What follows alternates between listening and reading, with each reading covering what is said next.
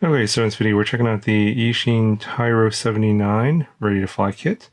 So this is ready to fly in the sense that it comes with your controller, your batteries, charger, and the drone with built-in receiver, and the drone's already built. It does not come with FPV goggles, so if you don't have anything at all and you happen to buy this kit because you want this particular model, I'll have some suggested beginner FPV goggles or entry-level FPV goggles down in the description. You might want to check those out. Now, if you're a little bit more advanced and you're just getting this model because maybe you just want this radio, or maybe you just want to get this already pre-built, I'll also put some more intermediate to advanced goggles down in the description as well.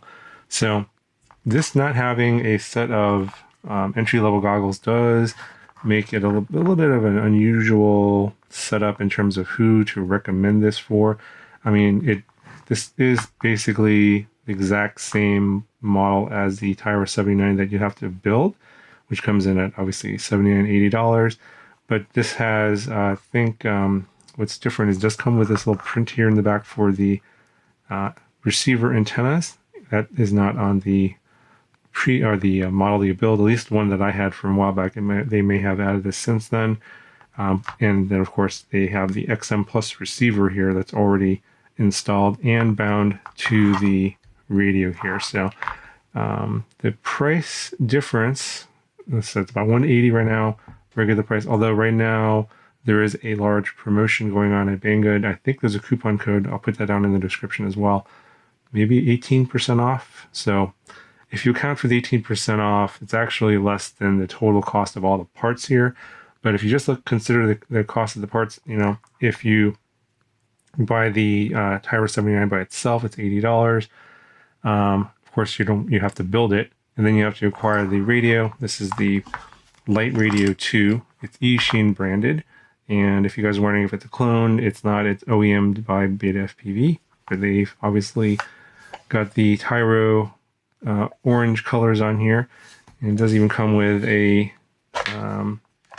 Eachine branded 350 milliamp hour LiPo to power the radio. But you can see it's Light Radio 2, D16 and D8 on the particular controller here. It's exactly the same as the Light Radio 2. You can actually switch from D8 to D16. Obviously it's D16 mode because this is the XM Plus receiver and it's already pre-bound. It's already set up as well on the controller. This switch here is for your arm and disarm. And this over here is acro and angle mode here on this switch. And I think this one over here is turtle mode. So it's all set up again. Just come with these 3S Eachine branded 650 milliamp hour LiPos. You get two of them.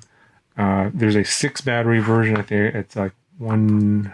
It's actually not that much more. So these aren't the greatest batteries, but if you're not really pushing the water, if you're kind of a beginner, then these will be fine. Now, again, considering the total cost of everything that you get here, if you consider that you get the drone already built, you get the receiver, the radio, you get 2 batteries in this kit, a charger, and all those parts together, I think if you add it all up, it's like $20 less, like around $160, and again, give or take.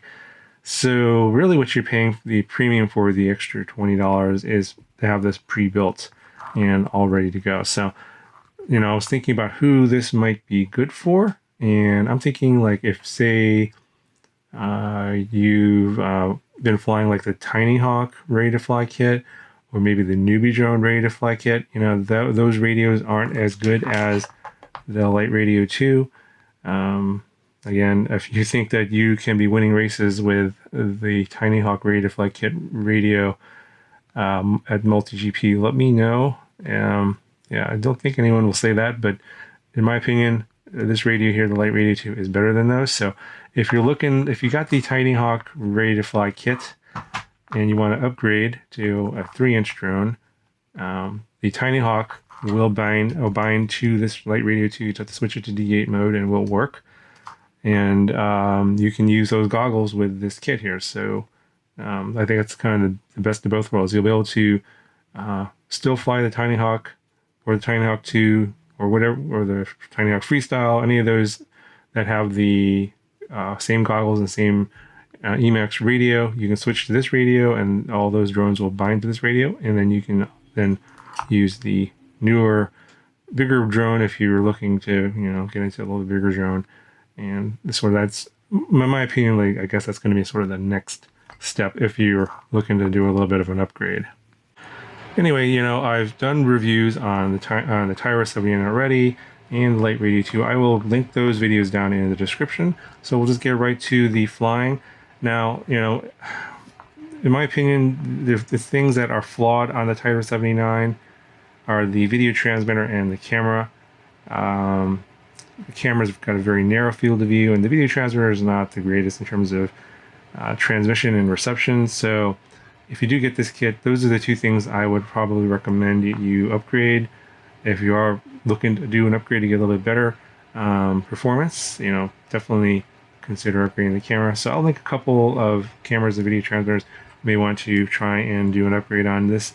I believe in the previous Tyro79 video I did upgrade the camera, but I did not upgrade the video transmitter. So that's, it's kind of like, they're okay, but they're not the greatest, so it's not really absolutely necessary to do those upgrades, but I think at some point you'll probably want to do that. So that's about it. That would just all I would change on this, but otherwise it's a pretty decent value if you are going to be looking to get this Lite Radio 2 and you do want to get into a little bit bigger drone, and if you're flying like the Tiny Hawk or the newbie drone Acroby, for example, and want to move up to something a little bit bigger like this, this kit could work out for you in terms of cost and in terms of value. But if you were getting this because you want to get it as a first-time drone, I would suggest if you not fly this right away, but get on a simulator and plug this into your computer, fly in a simulator for a while, and take it easy on this guy when you do take it out for your first flight. Anyway, here's some flight footage for you, and I'll talk to you guys in the next one.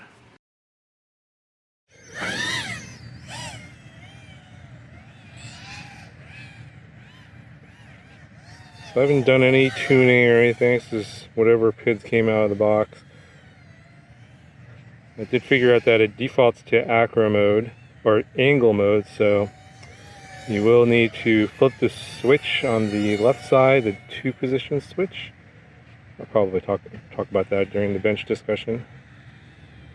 But I'm flying in acro mode here.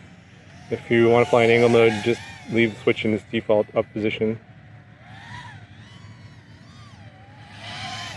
Tune seems alright. I mean, this isn't meant to be a racer or anything like that. Just for people starting out, want a little something different, maybe a little something faster. I think this is a pretty good next step for someone that's got, like, say, a Tiny Hawk RTF kit. You upgrade the controller, you upgrade the drone, and you will be able to use this controller with the Tiny Hawk, and also you can use the goggles with this drone. So it's a perfect upgrade setup if you want to move up to a better controller and a little bit more powerful drone.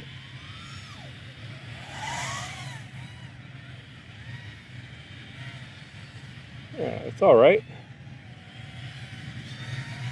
This is the out-of-the-box factory tune on the 3S650 all stock. So I think they've tuned this for the 3S battery. If you want to run force, you're going to probably have to retune it. It's going to probably vibrate or oscillate. So later on, when you want to upgrade to 4S, just be sure that you change the tune.